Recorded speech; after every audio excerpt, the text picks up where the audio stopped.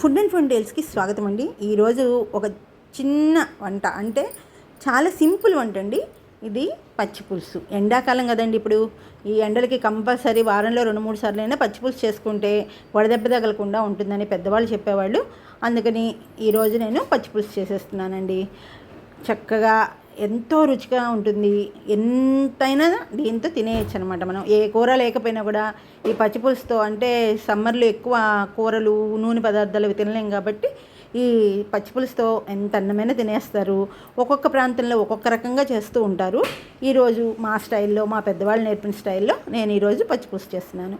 ఒక ఉల్లిపాయని సన్నగా ముక్కలుగా కట్ చేసుకొని, కొంచెం కొత్తిమీరను కూడా సన్నగా కట్ చేసేసుకొని, ఇప్పుడు ఒక బౌల్లో ఉల్లిపాయలు, కొత్తిమీర, కరివేపాకు, ఉప్పు, పసుపు, ఒక 2 ఎండుమిరపకాయలోను ఒక పచ్చిమిరపకాయ కొంచెం వేడి సెగ మీద కొంచెం వేయించానండి.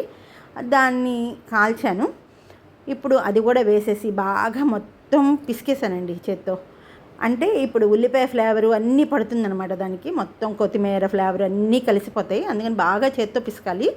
పిసికి ఇప్పుడు చింతపండు, నిమ్మకాయ సైజు అంత చింతపండు గుజ్జు తీసేసుకొని రసము, ఆ నీళ్లు కలిపి ఇప్పుడు ఈ ఉల్లిపాయ ముక్కల్లో పోసేసి, ఇప్పుడు దాంట్లోకి మనం తిరగమాత వేసుకుంటాం అనమాట.